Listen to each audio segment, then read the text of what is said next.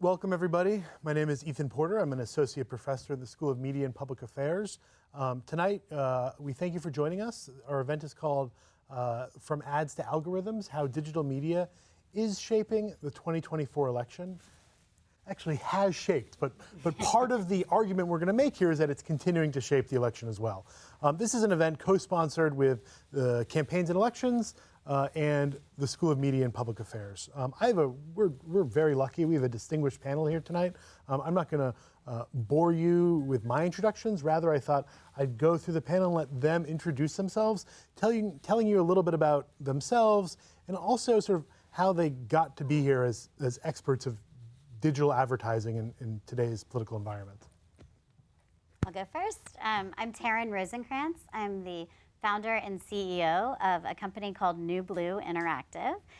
This is actually our 13th year in business, and I started the firm in 2011 after what you may have learned in the history books of a very terrible election cycle for Democrats. And I was actually working for the Democratic Party at the time as the head of a digital program at the Democratic Congressional Campaign Committee, and realizing that Democrats had lost across the board because they had been wiped out in fundraising and really in just what had happened was Citizens United and all this stuff. I realized that there was a big disadvantage. A lot of people who had lost that day didn't even have websites. There was this big, moment where Obama had raised all this money and there's this great big digital moment, but there wasn't any for anybody else on the ballot. And so I decided that maybe I would take all of my digital expertise outside of just being at the party and bring it to other folks. And so I opened a political democratic digital agency, and we've been in business ever since. And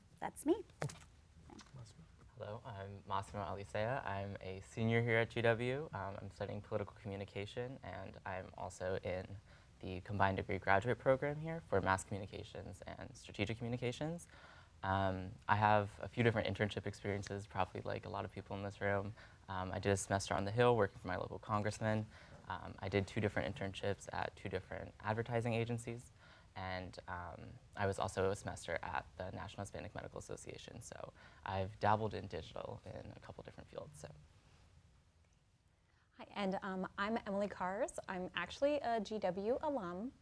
I graduated from the School of Public Health and Health Services, though. I came here and decided politics was not a direct way enough to help people, and I was going to become a doctor. And then I got sucked into my first campaign in 2010, and I have, in some fashion, been working on campaigns ever since, except for a brief stint on the Hill. So I'm excited to be here. I'm the creative director at a full-service digital shop called Image, and I've got so many thoughts to share with you all. Right, we can't wait to hear them. So, I think everyone in this room has some sense of what digital ads are, what they do, and this is not the first election cycle they've been around, but when you look at the data, cycle to cycle, the amount that campaigns are spending on elections, on digital, is just increasing, like considerably with each passing year. This year is no exception. What do you think is distinguishing digital ads this year from previous election cycles? What are the distinguishing features of today's digital ads? Well, I'll say one thing, which is that I think there are more and more cord cutters. So many people used to watch TV. Probably none of you in this audience and many of you on this panel are the same way. People used to actually watch TV on broadcast and they had to wait each week for a new episode of a show to come on. I know it's unbelievable. But in doing so, that was how TV was bought, right? Like they had these ads that came out and you had to buy specific programming. And because now everything is being bought through this connected TV, the digital ads are really just becoming so prevalent, and they're trying to become, this just as important, I should say. So the amount of spending on digital has increased because the amount of spending on broadcast has decreased. Yeah. So you're seeing that go in that direction, and I think that's really going to become part of it. It's just become more and more important part of the budget for any campaign. So part of spending has shifted, but what about the sort of the styles and the production qualities of the ads? How have those shifted?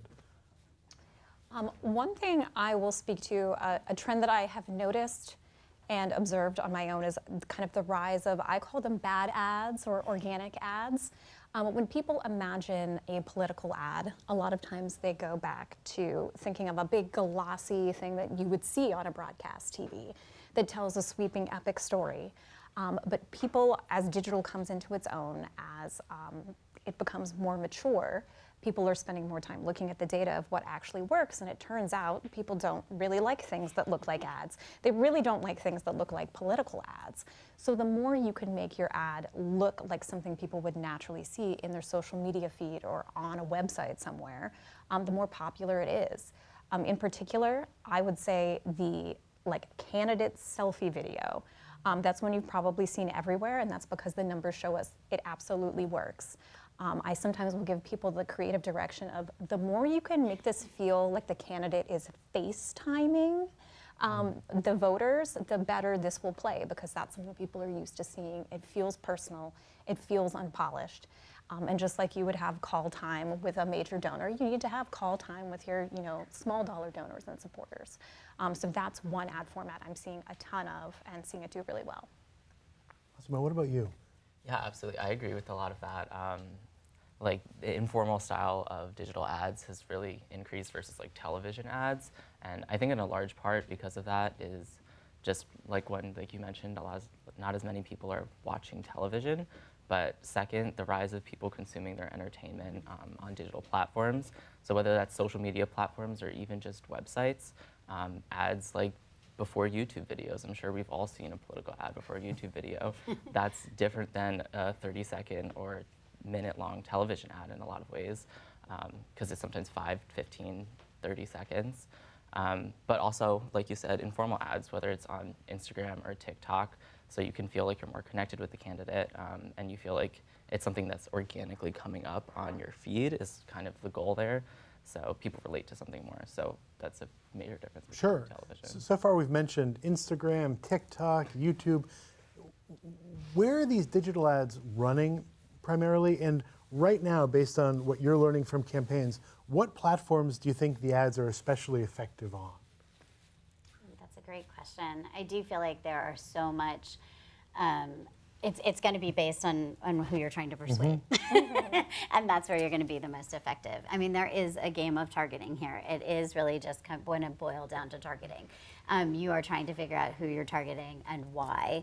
I actually will say one thing that I think combines a couple of different things, and I can show an ad that we have that actually will actually make my point quite well on all of these things, which is that we were targeting people to make sure in Arizona that they are going to fill out their ballot all the way down ballot, because there's a lot of things on the ballot in Arizona. And so we want to make sure that, yes, they are voting for the top of the ballot, that they're voting for Kamala, but we want to make sure that they're filling it all the way down, because it's just as important in some of these state legislative races that we're seeing. And we want to make sure that we're going to make sure they get all the way to the bottom, so they want to fill it all the way. And so we found that there were specific targets that we were looking for, and we wanted to find them, and we wanted to go after them.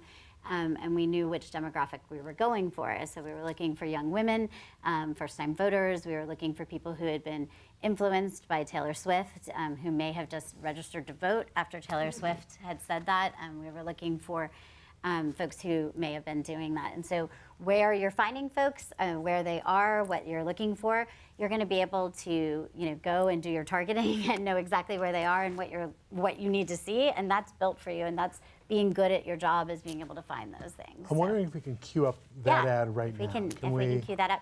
And I think one of the earlier questions you asked, which I think you said really well, like they're shorter. They're so much shorter. Sometimes a YouTube ad is 6 seconds, which makes your messaging that much harder. This makes our job so much harder as ad makers, to be that hard to get something out in 6 seconds. This is a 15-second, which has become a more popular format, I think, for most digital ads. And also your captions. Everything you're doing now has to be done in a way that you can watch it while you're not listening. Hello, ladies. I'm Trey. It's good to be here. Hey, Trey. Actually, not this way. The other one. Yeah, sorry. This election, your freedom is on the ballot. Your daily decisions are on the ballot. And your daily life is on the ballot, too. Don't let the bad guys win and let our country go down in flames. Don't leave a blank space. Complete your ballot.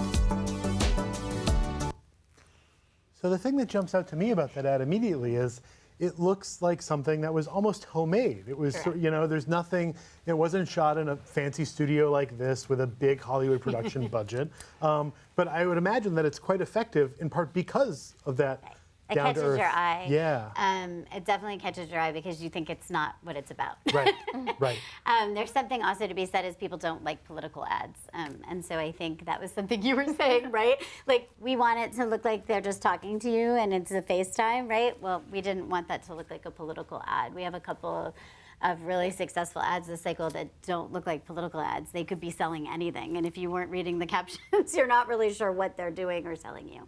And it's because, you want it to catch people's eye. Because if they think it's a political ad, they're going to immediately shut it out and not look at it because nobody wants to hear these attacks flying back and forth anymore. For sure. They're bored. Yeah, what do you think when you see that ad, when you look at that ad? Well, I agree. I love the design. I thought that it was great. It was like fun and personal, and it also spoke to something that I'd been thinking about since thinking about the title of this panel. How has digital media shaped the 2024 election? And I know they're kind of talking with an audience of students of media and public affairs. So I think if I say the medium is the message, this is going to be something a lot of people are familiar with. But when I was growing up, when I imagined a political ad, it was the big sweeping thing on TV. Yeah. And the ads that we're running now are, like, by their very format, completely different. And not just in that they aren't a movie that's being shown to a wide audience that has to appeal to a wide range of people. It's short. It's brief, it's for people who are half paying attention, and it's also built for e-commerce. It is to a targeted audience, and it is optimized for conversions and purchases. So when people talk about online advertising, I think a lot of times, or political advertising, we talk about big sweeping persuasion ads or the intro ad for a candidate.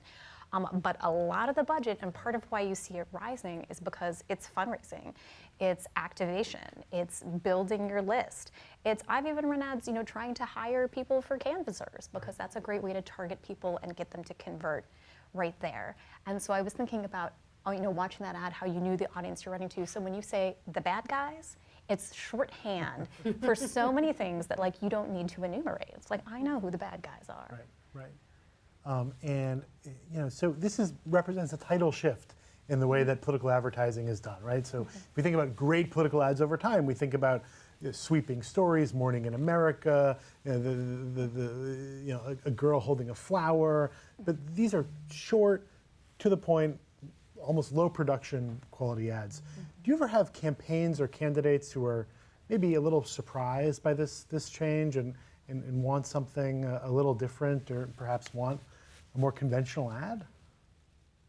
I think that older, sometimes, incumbents may, but they're typically not spending a lot they're on their ads. Right. And they don't want to spend a lot of money Right. on their ads, and Right. they may not be in a tough race. Once they are in a tough race, they're usually so concerned about it that you have enough people in front of them that are saying, no, this is what has to happen, Right, that right. they're usually convinced, but there might be a weariness to it, for sure. But I think I think everyone's realizing that this is the nature. But it is really challenging when you send a script out, and consultants are like, oh, no, so here's all and legal is the worst. Like, they're like, comes back and they're like, well, I've changed all your words. I'm like, no, you don't understand. There's actually a limit to what we can write, and there's a limit, and I could speak as fast as I could in that voiceover, but it's really not going to be 15 seconds, no matter how hard I try. And they're like, what? It's just not what anyone's used to. And so the idea of running a 60-second on digital is, like, absurd, and that's what sometimes they're like, well, just put the TV ad on, and I'm like, that's not how it works. That's going to be a disservice to everyone. And that's what I think you get up against a lot. They're like, just put my beautiful TV ad up. I spent a lot of money on that. Put that up. Right. I'm like, well, that's really not going to be your best, because we want to make it go and speak to this very targeted person that you're trying to persuade. So let's do it, and I can do it for a lot less money, and it'll be a lot more effective. And that usually wins people over. They're like, oh, wait, what? What did you say? Less money? More money. effective? I'm like, Yeah. yeah, see, that usually wins you over.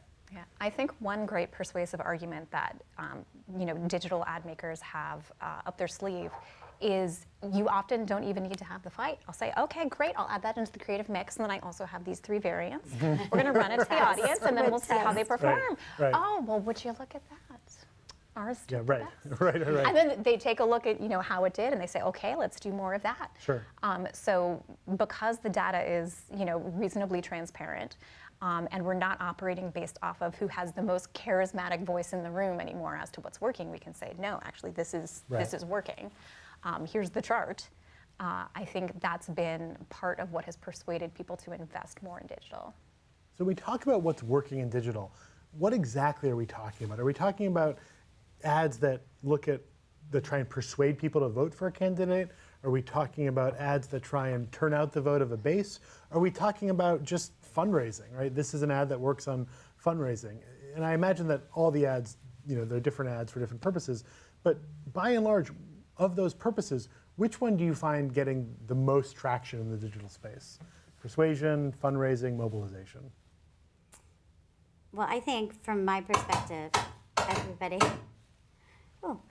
From my perspective, I think that everybody in all aspects is touched by digital. So you can't really just measure which one's the most effective, because after COVID, Right. we all had to become a digital campaign. And so now you're like, it's just so entrenched in everything. We're so saturated by digital that it's just it's everywhere. I do think it's the very first thing that starts for us, and for fundraising, and so it probably has the most longevity in terms of fundraising. So thereby it's probably the most effective, just because it's there from the beginning and it's there on the very last day. Sometimes even after, to help retire debt, so that probably has the most longevity, but I definitely think it's powerful on every front. And that's why it's got a seat at the table, no matter how hard they want to try to knock it Sure, off. sure. There's a seat at the table finally for digital, and that's real. Yeah, I agree with that. Just off the top of my head, I feel like Get Out to Vote would maybe have, by data, like looking at data, would have more interaction on digital platforms, because you're kind of activating people's pre-existing ideas, and especially in such a polarized political climate, if you're pushing partisan messages, your partisans that you're trying to target are going to react to those messages. But that's not to say that it's more valuable than persuading voters or trying to fundraise. You might have less interaction on persuasive campaigns. That's because there's less people to persuade. So I think like you said, they all serve a really important purpose, and I don't think any of it's going anywhere anytime soon. Yeah, I would say the same thing. And there's definitely a season to each of them. Okay. There's only a certain time you're running Get Out the Vote, and that's when that's dominating. Right. Fundraising, you're running that whenever it's printing you money. And then, persuasion, you're running at tactical points. Tactical points, So, gotcha. yeah. So I think we all know that a lot of digital includes personalization, right? I think you can really target people at a very granular, hyper-personal level. I'm sure I've seen ads targeted to myself. I say, how do they know who I am? Somebody made an ad just for me. I'd love to know what level of personalization you work with on a regular basis, and if there are levels of personalization that are perhaps too personal or too precise, or if you think personalization is always the way to go. Do you mean, does it cross over into creepy? A little creepy and maybe too small, right? Like they're too small targets. Yeah, I mean, I do think there's a oversaturation point where if you're micro-targeting and the price to micro-target makes no sense, Yes. I think that's something that we all need to look at when we're targeting, because sometimes you should be blanketing more of a message because you need to reach out to more people. Yeah. And so I always do tell people we really need to see and sit down and really figure out what the key objective is. If our objective is fundraising, right, then we really do need to be that precise and pinpoint who are going to be your most highly qualified prospects, because it's not worth spending an extra dollar to do that and to blanket a huge amount of Democrats, right? We want to actually find the people who have given to you previously or who have given to someone whose campaign looks like yours. And so we really do want to be as personal to you. And, you know, and for example, if you've given to me, I want you to know that Sure. the last gift you gave, and I want to actually maybe ask you for a little bit more than the last time you gave. And I do want that kind of personalization. If I'm talking about voters and issues that you care about, I want to come back to that. I want to make sure that I'm hitting you and telling you that if you really care about, like with some of my local politicians, that if you have been really obsessed about this particular thing with the schools, I want you to know how much I care about the schools, right? Like, so there are things that I want to make sure of. I do think that sometimes it does, you know, make people feel uncomfortable if there is too much, Right. you know, Absolutely. I of think that that's- big brother idea. And I think we're all pretty respectful in our sense of making sure that we're not crossing those lines. Sure. Are there groups that you target differentially? So, for example, if you're running a campaign to try and target, you know, Republicans to vote for a Democrat or Democrats to vote for a Republican, do you focus more on sort of weak partisans? Do you have that level of detail at your fingertips? Just out of curiosity. Well, I think, like you said, it's like we can kind of target as specifically as you want. It just gets really expensive. Sure. Like, you Yeah. know, we can just stalk one person around the internet, but a lot of times that is not really worth our time. And you can do a lot of audience modeling, but it's, you know, always just as good as your model. Yeah. I would say that one of my kind of golden rules of personalization that I've seen in observing how creatives perform is I actually think I've seen it work well sometimes when you're upfront about the fact that an ad is personalized, but it needs to be for a flattering reason. So when someone gets a personalized ad that's telling them they, you know, need this intervention for their stinky feet, you know, like, that's not very flattering. You don't want to see your first name with that. But Fair. if you get a personalized ad saying, hey, you know, I'm your elected official in this area, and I'm reaching out to people who are, like, you know, top contributors, and like my staff found your name, and that's why I want to speak with you directly, then it's true, actually. That is why we're reaching out to that person. And people tend to respond to that. They're like, I am special, in fact, and I will take a look at your survey. Gotcha. So we've talked so far about perhaps what the distinguishing features are of digital advertising right now. But digital advertising wasn't born yesterday. It actually does have a, I don't know, 15-year, 20-year history, I would say, so far. I'd love thoughts on what we've learned from our experiences with prior elections in digital advertising. Are there strategies that have been tried and used, but we've abandoned? We've said, you know, that doesn't work, or are we, you know, what lessons have we learned over time? If we've just learned that, you know, these sort of direct to camera ads are best, or are there things that we used to do that we don't do anymore in the digital ad space? I think that as the oldest one here, I might be the one that has to answer this one. But I will say, I think there's a lot that's been learned over the years from folks as they've sort of developed a little bit more rules of what has worked and best practices, because it has been the wild, wild west, I think, over the last 20 years, because there just really was no regulations and also no rhyme or reason. So you saw sort of an overreaction, I think, from a lot of the big advertisers and big corporations. And so there's still a lot of rules right now as we're going into election season. So as of, you know, Tuesday, and we just had this staff meeting today, I was like, you know, get your ads in, because everything has to show an impression on, you know, Google and Meta, and have been, you know, approved and whatnot, because otherwise they will not approve ads, and that even goes for nonprofits, and it's going through this whole thing, and Giving Tuesday is coming right up behind it, and it's this whole, it's elaborate, and it comes from sort of this overreaction to the wild, wild west of no rules, to now we have maybe too many rules, or rules that maybe aren't exactly what we need. And so I think that the lessons there are maybe still being worked out of what maybe is the best rule or the best way of making sure we can stop misinformation and stop sort of some of these things. But I do think that from a best practice perspective, each time, if you're not testing, you're not gonna be winning, because it changes. The style, the brand, as quick and easy as anything else in life. Nothing you can say from last cycle or nothing you can pinpoint is going to be the same the next. Right. So you just have to be testing constantly. And so maybe that's the biggest lesson of all.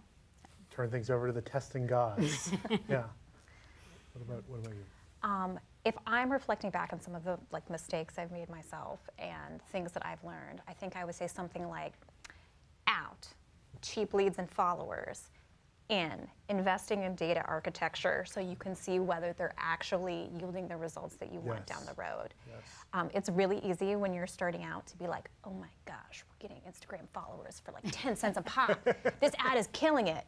And then they never engage with you again. Right. And you realize you just kind of flushed some money down the toilet. So building out the kind of data architecture that you need to see, like, yes, I'm getting lots of signups here, but very few of those people are becoming donors. Or I'm getting a lot of clicks here, but very few people are actually following through and like clicking to request their ballot. So Fascinating. yeah, that I think is kind of my 2.0 biggest lesson over the course of my career. Yeah, I think that's good. Massimo, as a consumer and as a sort of budding person in this field, what do you what frustrates you when you see a digital ad? What are digital ads you say, gosh, I don't like that at all? You have a long laundry list. A bit, yeah. One of the first things, and your ad spurred this to mind in a good way, not in a bad way. But something that frustrates me is obviously cultural references and pop culture is becoming increasingly more important in politics, and often candidates in either advertisements or in their personal posts try to reference pop culture in order to align themselves with a popular figure to win youth votes or whomever is the main audience of that. And now I think this is the first election cycle. I think we've seen a lot of candidates getting a lot better at that, but so often like overt attempts for candidates to be like seem as though they're online or relate to Gen Z and a generation that's built on the internet just land in poor taste. They don't really make sense. It doesn't feel like they're part of an online conversation, but rather they're speaking at people. So I think that's something that's personally frustrating to me. But yeah. Like a lack of authenticity. Yeah, a lack of authenticity, and then also, a lack of authenticity. It's a little cringe, right? I mean, this is Yes, one way we would cringe put is it, right? Cringe is a great word for it. Okay, cringe, the cringe, okay. So I get very frustrated when I see candidates to whom I've already donated do the 3-second pitch to me. I would donate extra money to a candidate if I could then be excluded from all future donations. If it were like, hey, Ethan, you've given us money, and now if you give us a little more, we'll never bother you again. I'd write a bigger check than I've ever written. You're giving me an idea. Yeah, okay, We'll yeah. write this pitch. I would completely I do feel that. like we've tried that one before. Yeah, it doesn't really work. I mean, I will say one of the things we try to do is have volume tolerance tests. Yeah. So we try to look to see like how often people are receiving and excluding donors and stuff. Because I believe strongly that like burning your list to the ground, if you don't go out of business on election day, you don't want to burn your list to the ground. Right. So there is a lot of poor actors in the business. I actually sit on the board of the American Association of Political Consultants. And so I was on the committee that did, we actually wrote up ethical guidelines for email fundraising. And one of the things we were talking about was that in email fundraising and text and solicitations, you should think about how often you're asking someone and the ways you're asking someone. And so we kind of talked about those behaviors because I think it's important. Like, if we're going to talk about advertising to people, if we're going to ask them continually for money, like, how are we doing this in a good citizen way? And that's a Republican and Democratic firm full of consultants. And so I did that in partnership with a good friend who's a Republican consultant.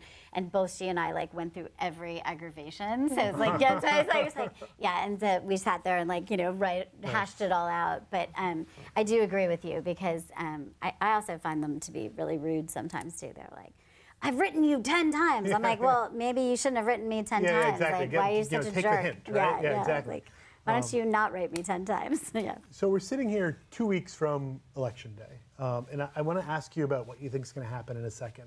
But before I do that, I want you to imagine what the digital advertising landscape will be like in, say, first we're going to try just 3 months from now. What happens to digital political advertising in the off season? The campaigns or candidates' message, to what extent do they focus on, say party building or long-term brand building? I would just love to know what your jobs are like when it's not your busy season, as I imagine it is right now. Mm-hmm. Well, I'll say there is no non-busy season. There's no off really, day. it doesn't stop anymore. Yeah. And that's not just like the House. It used to be like, oh, well, the House, they just pick back up. But because digital advertising is now so much a part of list building and fundraising and direct-to-donate ads, and it just doesn't stop.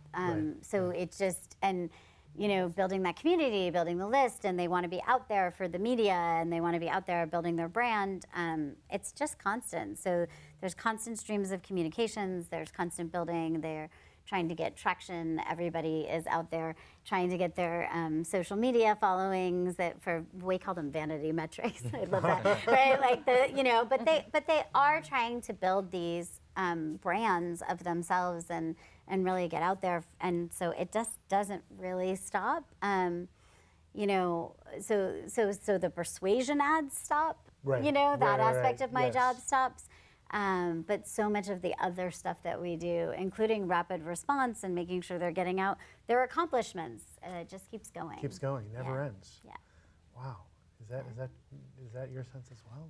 A little bit. I would say I've often compared to my family, which no one in my family works in politics. They're like, why are you working so hard? I say that's because I have a traditional occupation like a farmer where there is a harvest season, there is a busy season, and then the rest of the year is a little bit more moderate where we are planting and tending the garden, as it were. With that being like your supporters, you're growing them, you're doing very thoughtful like fundraising and acquisition ads, and you are also hopefully kind of paying off all of the asks that you have done around campaign season about, give me money, go vote, go get your friends, go do this. By showing the value that you're providing them. You're giving them briefings about what's happening. You're saying how you're fulfilling the promises that you have made during your campaign season and, giving them the reasons to support you when it's time to call on them in that very urgent election season. Right. I'd love everyone to sort of think broadly for a second. Where are digital ads going to be, even in the 2028 cycle, give me the 2036 cycle. Where are we with political digital ads at that point? Well, I think you're running the world I would by love then. you will tell be me, running the you world tell me. of digital ads by then. So tell us what we'll be watching. I'm not sure, but if I had to guess, I would say digital ads would probably be a large majority of like campaign spending would be my guess. I don't think cable television would have a huge role anymore. So cable doesn't exist. Maybe it still exists, but Maybe just for old people like me. But other than that, exactly. Yeah. No, Okay. But I think a lot of the lessons that we're talking about today, or that we've learned in the last 4 to 8 years, might become completely irrelevant. Right. Which is really interesting because even if we're looking at 2004, like I think that's the same amount of time, maybe a little less. 2002, digital has changed so much from now to then, and I'm sure if you told someone in 2002 that they would be putting 6-second informal videos of candidates at the gas station talking about the price of gas to voters, they would be like, I'm not sure what you're talking about with TikTok, what? Sure. So I think it's going to be pretty hard to predict what's going to happen in 22 years or 12 years. What do you both think? I'll 8 years ago, everyone thought the election was going to be decided by Facebook. And I'm not saying Facebook isn't important now, but I don't think it's as important as we imagined it was going to be. So are there different platforms that are emerging? Are there going to be different styles? Or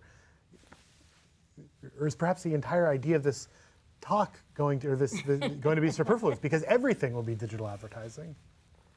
I think the one thing which I've been so curious about, first of all, I will say one thing that made me laugh was we were talking about, will cable still be there. And I was thinking how they've been talking about how direct mail is going to be dead for like 20, right, 30 right. years, and it's still hanging around. And it's like still very popular. Yeah. So I'm like, will direct mail still be hanging around? That was actually the first question that came into my mind when you said that. But somehow I still believe it will still be hanging around somehow. Okay, so cable will not be dead. Cable will be You heard it dead. here No, I'm first. saying cable will Oh. be dead, but I think direct direct mail will still be mail. hanging around Oh, wow, somehow. okay. Yeah, I don't know, because somehow the post office like always hangs on. So I think the like post office will be yeah, here. so Yeah. that people will be like, oh, because they somehow look at their mail now more than they do anything digital, Yeah, you know, sure. right? Because they're like, I got to throw this away. I Yeah. don't know. Maybe you glance at that before you. I don't know. Anyway, but I do think, from my perspective, what may change in digital is that, you know, first of all, who knows? I'm going to go with that too. Who knows? But I do think that we have to, at some point, maybe get back to a little longer. We keep going shorter. And I think that people are feeling overwhelmed by like misinformation and lack of information. And so I wonder if we start going a little bit longer because we maybe want to know a little more. So longer yeah, formats. Yeah, okay. yeah, because I do think that there's some element where we're all feeling like, wait, I'm not sure I got the whole picture, or I don't know Oh, interesting. everything. Okay. So I don't know. I mean, I could be totally wrong, but I do wonder if there's a thirst that maybe starts coming back for people to learn ways to have a little bit more information. Yeah, interesting. Because they realize that what they were learning on Facebook turned out not to be true. It might have been a bot in Russia, right? So they were like, wait a second. And there were all these things that were happening. And so I do think there's this like distrust of information right now.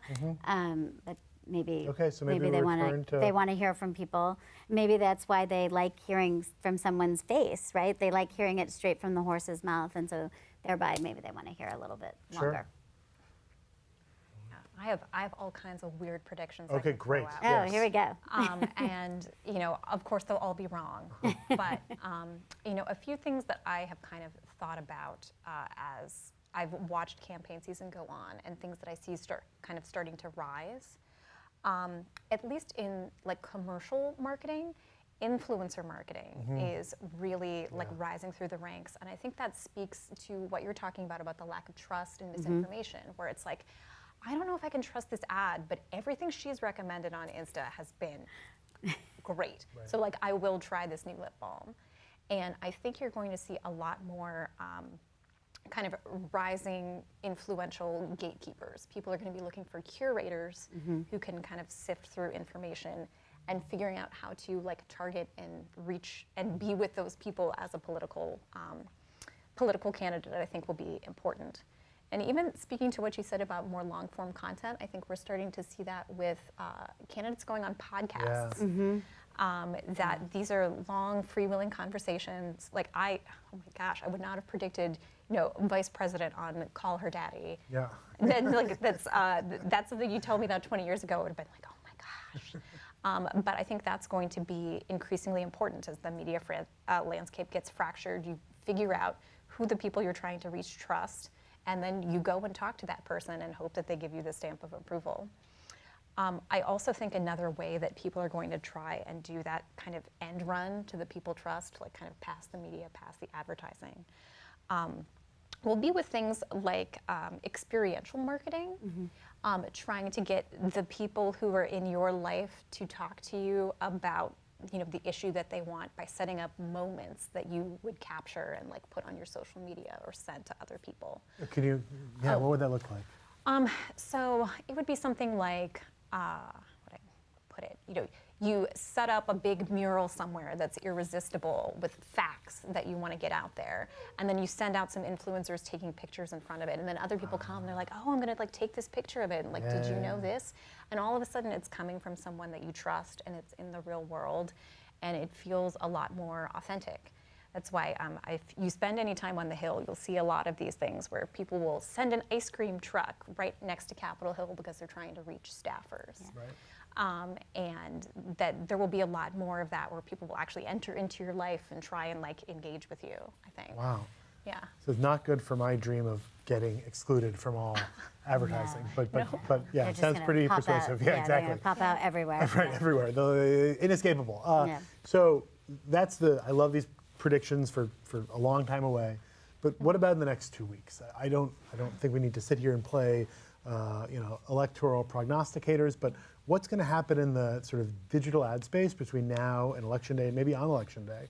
Are there going to be, are both campaigns going to just focus heavily on turnout? Are we going to see a turn to more sort of celebrity endorsers making videos? What do you think the landscape is going to look like between now and Election Day? Well, I definitely think there is an all-out push right now on a variety of different levels, but the most important thing is really to close strong. And so you have, if there are any undecided voters left, you're going to see both campaigns trying to, they were just talking about this last night, like parse through every last person digitally. And this is where it is worth spending an exorbitant amount of money to find any last person they think is out there.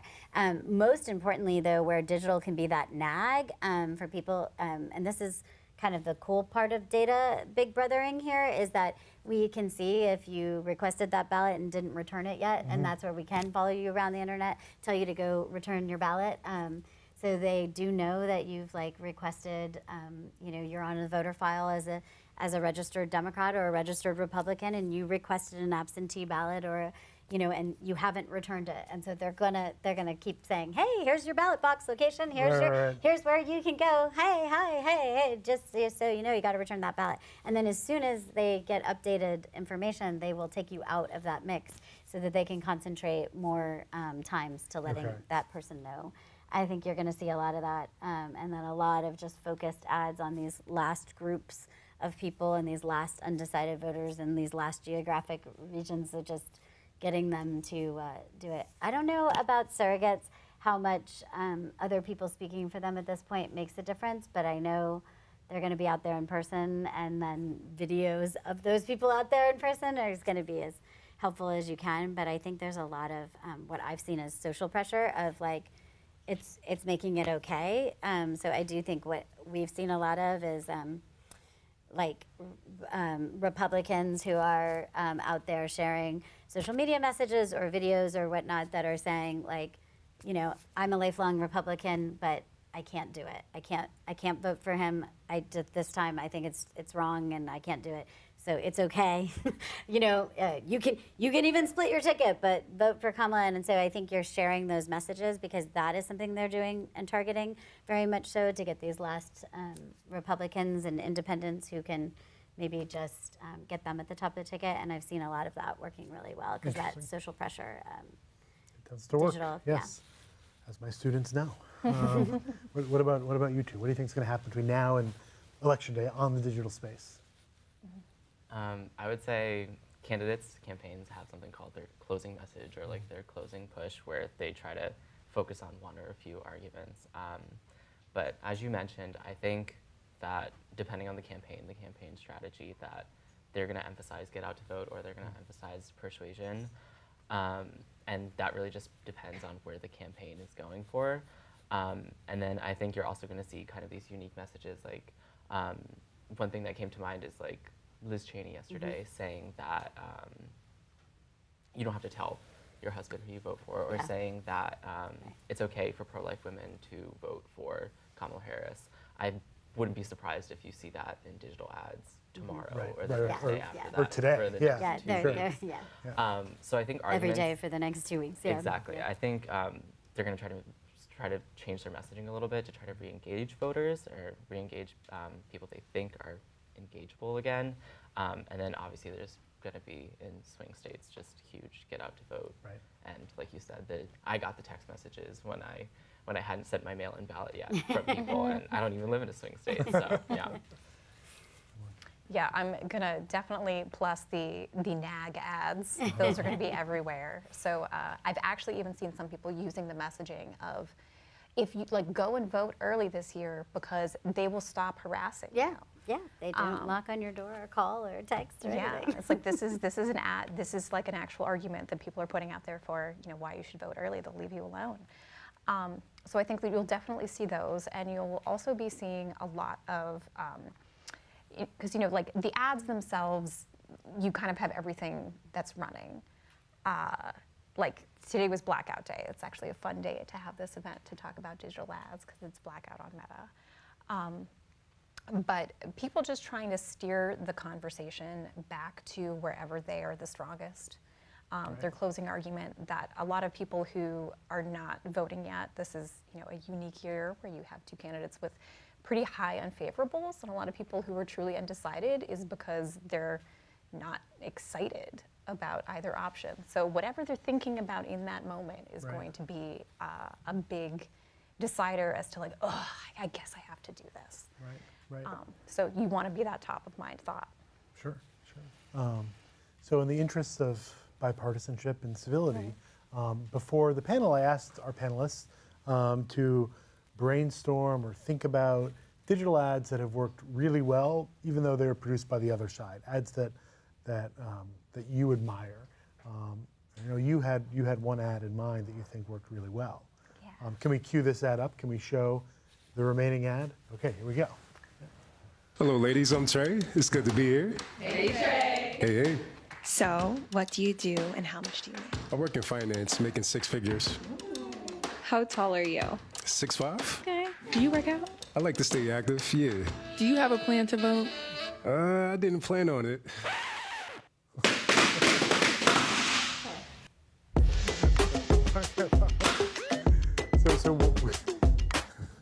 So why do you like that ad? So let me tell you, I was kind of thinking about like why did this like spark my imagination so much, and I think there's kind of 3 big reasons. And one is that, like we've been talking about, it does not look like an ad. I don't know if you all have seen this, the viral like pop the balloon or find love challenge, but this is something I see in my feed all the time, and all the time I'm like, click, I want to see it. So they did a great job of harnessing a viral format that people actually want to watch. And then secondly, they really thought about the message that they were giving to people in 15 seconds who are people who were maybe not that interested in voting. And instead of going with some, like polling says that people care about occupational licensing and can you fit this in 6 seconds? It was just, it's lame if you don't vote and everyone's going to think you're lame. Yeah. It's very easy to digest. It fits naturally within the format that they've chosen. And then the third thing that I loved about this is how much it showed their investment in digital, that this is a really well-produced ad. It really looks just like these ads. Everyone who was in it was really engaging. And like I had a blast watching it. So I loved seeing that they had invested in that, thought it through, and I think I watched it like 3 times. Yeah, that's good. What other sterling examples of bipartisanship can we offer? Yeah, well, I live in Maryland, and I will say that I have been really, which I actually think their targeting is a little off, but I can see why they did it based on my, based on certain things, but sharing of subscriptions of possibly of social media sometimes, but we have gotten a lot of connected TV ads, and so I do have, and I also think that he has so much money in that super PAC that Hogan's super PAC ads have been really quite interesting, and I think they have so much money that they maybe aren't targeting to our oversaturation point. But his ads, they have been really good because he is a moderate, so Larry Hogan is running for the Senate. And so the ads in response, which they are doing, because they realize that that's a very strong message to most of the people in Maryland, because Larry Hogan is a moderate, they're like, they keep doing it. They're like, hey, do you remember how great he was during COVID? Do you remember how he got you your vaccine? Do you remember? Don't worry. He's going to protect your right to a woman's right to choose. Don't you worry. And he always will be a moderate. And he stood up to Trump. And then they're like, they're really, they call to all the right things. And honestly, if I wasn't a Democratic operative, right? And I watch my husband and I kick him, right? Because he's like, I'm like, no, But it's very much like they obviously know exactly how a Marylander might be thinking at that moment. And I laugh because immediately right afterwards they're like, don't let them get the Senate, right? Because they realize that they need to snap you out of it because they have hit every message they need to hit. And they knew exactly what might strike the heart of it. And and they are bold enough to have enough money to go ahead and just blanket it. So I've like, bravo every time, you know. I mean, like, and it's on so much that, you know, I'm like, my son's watching YouTube and some random thing, and I'm like, you're not targeting anything, because my son is watching like something about how to play video games, and you guys are like full on, you know, and you can't possibly think that he's, you know. So just to be clear, Taryn Rosencrantz, esteemed Democratic operative, is going to vote for Larry Hogan because of the brilliance of his ads. That's not the message. That's not the message. Not this time. No. Masimo, what do you think has worked really well for either side or the other side? I was actually going to mention an ad that I thought was super effective. I went home recently. I'm from upstate New York, and there's pretty contested House race, Mark Molinaro, Pat Ryan, if either of you are familiar with that. Mm-hmm. But Mark Molinaro used to be my county executive. He long-form, like, television style ad, but on YouTube. I chose not to skip it after 10 or 15 seconds.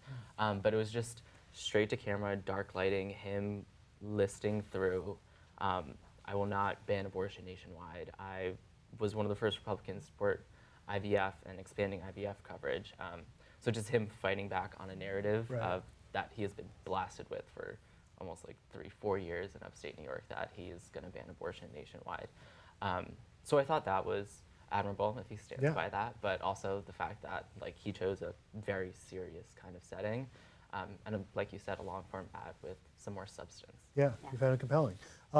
We've got some time for questions from students. I'd love to throw it out to our audience and hear what you have to say, and ask our panel really anything that comes to mind.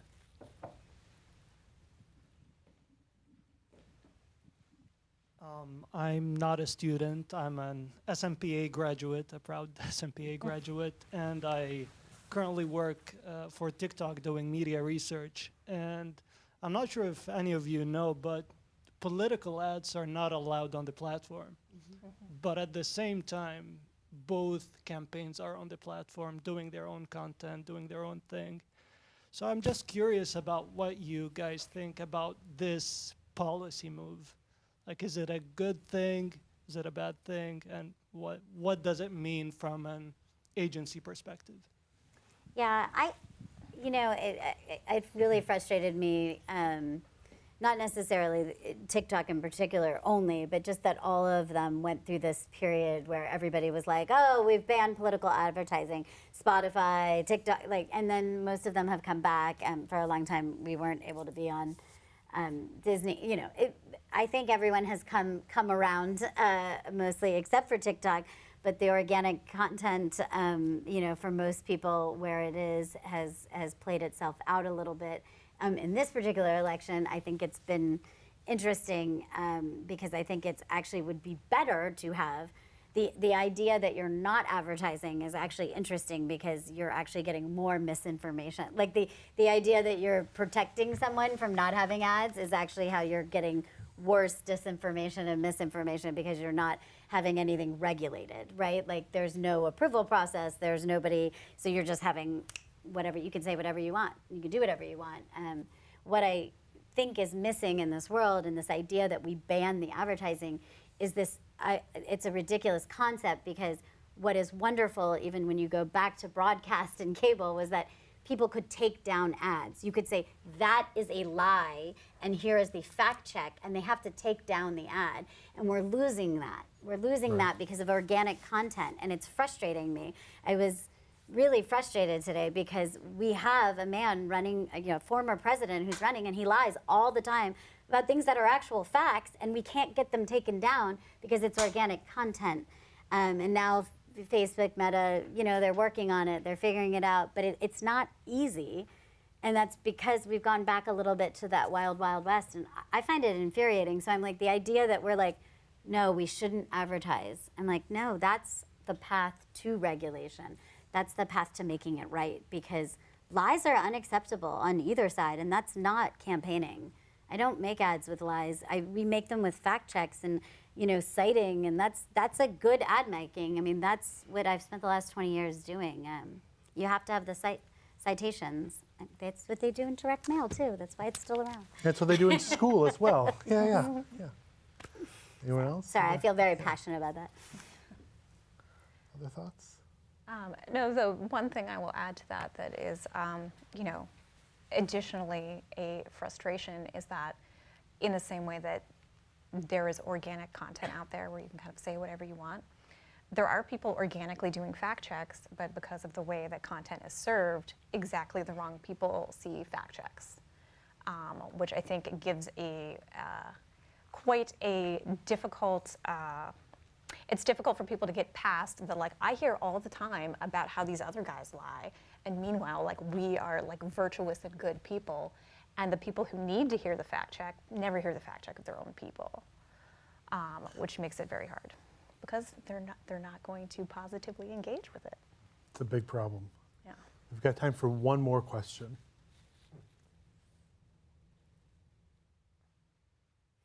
No? Well, this was just a fantastic panel. Thank you so much.